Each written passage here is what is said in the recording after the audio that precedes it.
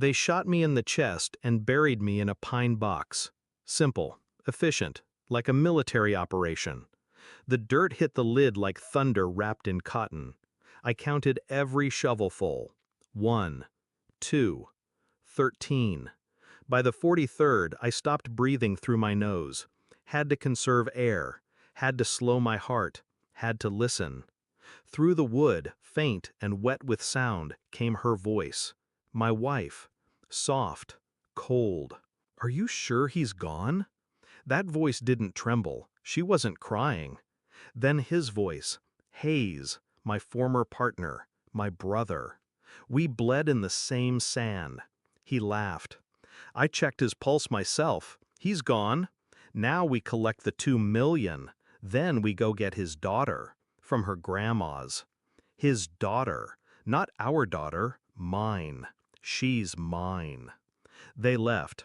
I stayed. But I wasn't gone. My fingers found movement first. Left hand, middle, ring, pinky. Then the wrist. Sharp pain. Likely broken. Didn't matter. I wasn't staying in that coffin. They'd used a civilian-grade casket. No vault, no concrete. Rookie mistake. I started clawing upward. As I scraped, I cataloged. Her voice, cool and unbothered. His tone, casual, like we were in a poker game again, bluffing. They didn't check for breathing, just pulse. They didn't know how far I could slow my vitals, how hard I'd trained to survive the worst case. And now they thought they'd won. I'd seen her eyes the week before, too soft, too still. She hadn't touched me in weeks, said it was stress. I didn't question. I wanted to believe. She was the only family left after my parents passed. My daughter, barely 2. My reason. And now, she wasn't coming back. They were taking her. 2 days later, I walked through the woods barefoot, bloodied. I didn't go home. Didn't go to the police. Didn't scream. I went to Susan's, my wife's aunt. She'd always kept her mouth shut and her whiskey close. I stood at her back door like a ghost. She opened it, dropped the bottle, and pulled me in. No questions, just ice, a blanket, and a place to sit. That night, I opened a burner phone and ordered the essentials. Voice distorter, SIM tracker, one-way glass film for her car. I knew how to disappear. I'd done it overseas. This time, I was vanishing at home.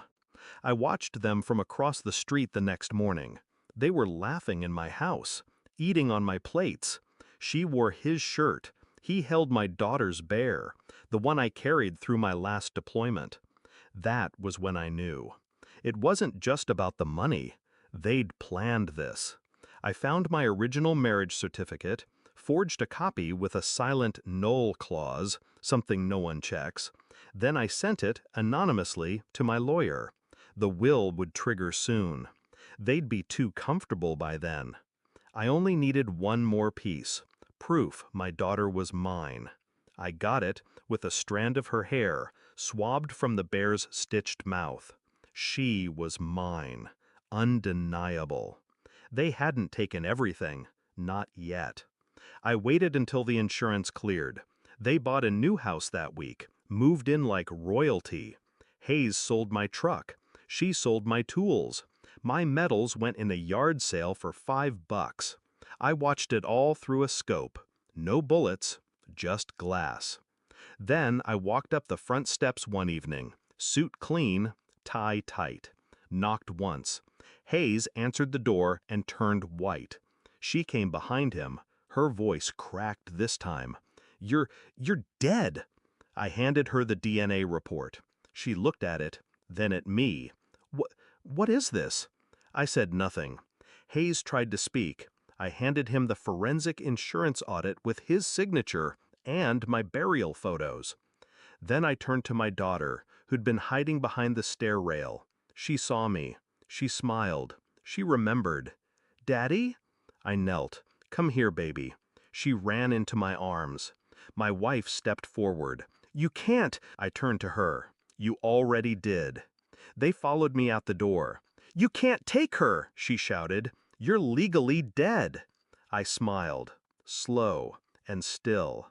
And yet, here I am. Hayes stepped forward, trying to look tough. His hands shook. "You won't get away with this." I handed him a flash drive.